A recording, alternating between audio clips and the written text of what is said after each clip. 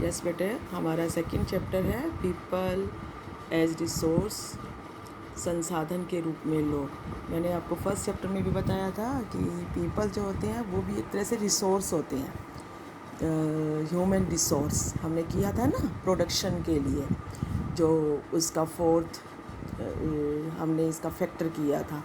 तो people as a resource इस chapter के अंदर हम लोग जो इसके ऊपर हम डिस्कस करेंगे कि इंसान जो होते हैं किसी भी कंपनी के लिए, किसी भी देश की इकोनॉमी के लिए सबसे बड़ी एसेट्स होती हैं। एसेट होता है बेटा परिसंपत्ति, और पॉपुलेशन तभी जो है सबसे ज़्यादा अच्छे से रिसोर्स बन पाती है जब उसकी अच्छी सी एजुकेशन होती है, ट्रेनिंग होती है, मेडिकल केयर होती है। तो ह्यूमन कैपिटल जो है वो उसके पास इतना ज़्यादा स्किल हो जाता है, नॉलेज हो जाती है कि वो एक तरह से बहुत बड़ा रिसोर्स बन जाती है।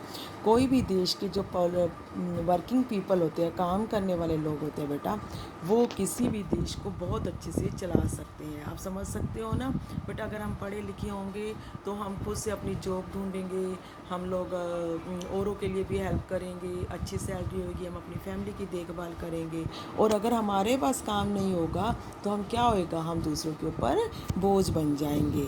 तो ऐसे करके ही जो पीपल होते हैं वो किसी भी कंट्री की ग्रोस नेशनल प्रोडक्ट के लिए बहुत ज़्यादा बेनिफिशियल होते हैं। तो इसीलिए ह्यूमन जो है एक रिसोर्स है। अगर इसके हम पॉजिटिव साइड को देखें तो बहुत सारी जो पॉपुलेशन है वो जो है इससे जुड़ी हुई है। और अगर हम नेगेटिव साइड देखें कि जिनके पास खाने के लिए अच्छा सा खाना नहीं है, हेल्थ फैसिलिटी नहीं है, तो बेटा वो एक बहुत बड़ी देश के लिए भी समस्या हो जाती है और अपनी फैमिली के लिए भी समस्या हो जाती हैं। तो इसीलिए इन्वेस्टमेंट इन ह्यूमन कैपिटल यानी कि ह्यूमन के ऊपर खर्च करना, जैसे जिसमें कि एजुकेशन के ऊपर, ट्रेनिंग के ऊपर, मेडिकल केयर के ऊपर, ये बहुत ही ज़्यादा ज़रूरी है।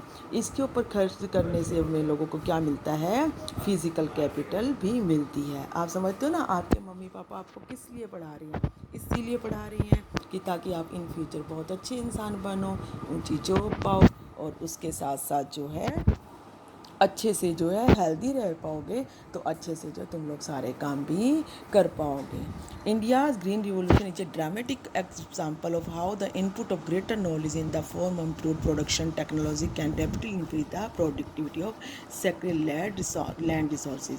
कि इंडिया के अंदर जब ग्रीन रिवोल्यूशन आई तो जो पीपल हैं उन्होंने अपनी नॉलेज से उन सारी चीज़ों को यूज़ किया, और उसकी वजह से जो है हमारे देश के अंदर टेक्नोलॉजी को यूज़ किया गया और ज़्यादा से ज़्यादा प्रोडक्शन हुआ। और आईटी सेक्टर के अंदर जो है इस टाइप से जो है इसका मेन रोल हम लोगों को दिखाई देता है।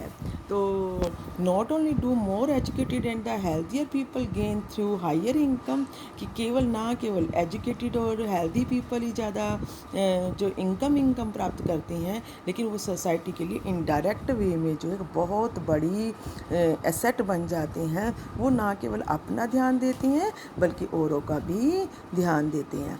आप एक बार सोच के देखो बेटा कि हमने बार बार डिस्कस किया फर्स्ट चैप्टर के अंदर कि लैंड और फिजिकल कैपिटल ह्यूमन रिसोर्स जो हैं, ह्यूमन रिसोर्स के बिना ये सारी चीज़ें अधूरी है। लैंड है, चाहे फिज़िकल कैपिटल है, चाहे लेबर है। लैंड अपने आप में कुछ नहीं कर सकती, और ऐसे ही करके एक लार्ज पॉपुलेशन जो है इंडिया की, वो अगर इसको एजुकेशन को अच्छे से प्राप्त करे, हेल्दी रहे, तो एक तरह से वो एक एसेट के रूप में बन सकती है। But a large population need not be a burden for the economy. It can be turned into productive asset by investment in capital, human capital. तो यानी जो अगर हम लोगों की एजुकेशन और हेल्थ के ऊपर ज़्यादा से ज़्यादा खर्च होएगा तो उससे क्या होएगा, ज़्यादा से ज़्यादा जो है हम लोगों को फ़ायदा होगा। आप लोगों ने सुन रखा होगा जापान के बारे में। बेटा जापान एक ऐसी कंट्री है, वहाँ लोग हेल्दी हैं, पढ़े लिखे हैं बस।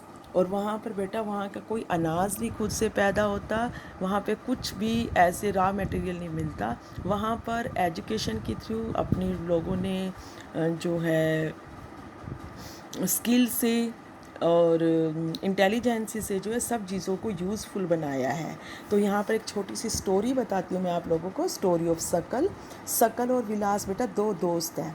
जो शकल है वो और विलास दोनों एक ही गांव में रहते हैं। शकल 12 इयर्स का है और उसकी मम्मी जो है लोगों के घर में काम करते हैं, उसके पापा जो बूटा सिंह हैं वो एग्रीकल्चर का काम करते हैं। और जो साथ में जो है वो शकल अपने छोटे भाई बहन जीतू और अपनी बहन का भी ध्यान रखता है और घर पे ही रहता है। लेकिन दूसरी साइड जो विलास है वो जो है वो स्कूल जाता है, उसके मम्मी पापा कहते हैं कि भी वो आगे जो है अपनी लाइफ अच्छे से बना ले। तो इसके लिए वो क्या होता है बेटा कि शकल जो है बड़ा हो जाता है, उसके पापा जो बीमार रहते हैं, बड़ा होकर वो खुद भी बीमार रहता है। फिर उसकी मम्मी जो है वो फिशिंग का काम करती है और वो भी वही करता है, तो उसको प्रॉब्लम हो जाती है, तो उस वजह से उसको तो कोई बेनिफिट नहीं होता। लेकिन दूसरी साइड अगर हम लोग विलास की लाइफ देखें तो विलास जो है बहुत ही अच्छी लाइफ जो है जीने लग जाता है और वो जो है बहुत ही अच्छी लाइफ उसके सॉफ्टवेयर में वो आगे चल जाता है, कंप्यूटर कोर्स करता है। तो यहाँ पर आप स्टोरी को पढ़ोगे तो आपको एक चीज़ क्लियर होएगी, जो पढ़े लिखे लोग होते हैं और जो अनपढ़ होते हैं उनमें क्या डिफरेंस होते हैं। जो बच्चे पढ़ लिख जाते हैं उनका लाइफस्टाइल अलग अलग हो जाता है और जो बच्चे कम पढ़ते हैं उनका लाइफस्टाइल जो है अलग होता है। तो इसी टाइप से आप लोगों को जो है यहाँ पे फिर स्टोरी विलास की है।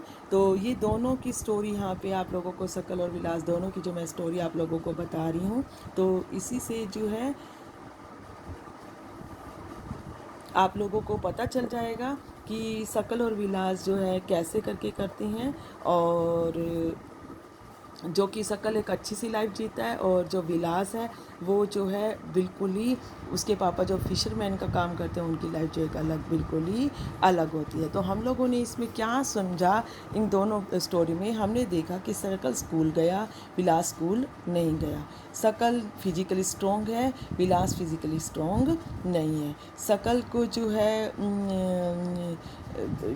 शकल जो है वो सारी चीज़ों को डिग्री प्राप्त करने के बाद, कंप्यूटर डिग्री प्राप्त करने के बाद प्राइवेट जॉब मिल गई, लेकिन विलास को वही काम करना पड़ा जो उसकी मम्मी करती हैं। तो ऐसे करके जो है हम लोगों ने ये यहाँ पे जज किया कि जब तक ह्यूमन रिसोर्स के ऊपर, एजुकेशन, मेडिकल केयर के ऊपर अगर खर्च नहीं किया जाएगा तो ज़िंदगी जो है तब तक अच्छे से नहीं बन पाती। तो इन दो बच्चों की ज़िंदगी से हम लोगों को ये सारा क्लियर हो रहा है कि कैसे करके जो है ये सारी चीज़ें चेंज होती हैं। तो a child who with investment made on her education health can yield A high return in future. देखो बेटा, अगर आप लोग पढ़ लिख जाओगे, बड़े होकर जॉब करोगे, कितना कमा लोगे। आपके पापा अगर आपको बिजनेस में लगाएंगे और पहले तो उनको बिजनेस के लिए शॉप खरीदनी पड़ेगी, करोड़ों रुपया उस पर खर्च करना पड़ेगा, फिर लाखों रुपए का माल डालना पड़ेगा। और लेकिन अगर आप एजुकेशन प्राप्त कर रहे हो, बस पढ़ाई वाला खर्च होगा, ज़्यादा से ज़्यादा कितना खर्च हो जाएगा, 1 करोड़ रुपये खर्च हो जाएगा अगर आप MBBS भी करते हो और BTech भी करते हो या कोई और कोर्स करते हो। तो बेटा ये हम लोग एक तरह से क्या हो जाएंगे, रिसोर्स बन जाएंगे। अगर इन फ्यूचर हम लोगों को किसी भी टाइप से कोई दिक्कत आती है, हम लोगों के बड़े बड़े बिजनेस है पापा के, हम लोग जॉब भी नहीं कर रहे, अगर हम चाहें तो इन फ्यूचर जॉब करके और भी ज़्यादा कमा सकते हैं। तो इस चैप्टर के अंदर हम लोगों को क्या है, ह्यूमन जो है वो कैसे करके रिसोर्स बनती हैं और वो रिसोर्स के रूप में तो उसका क्या बेनिफिट है।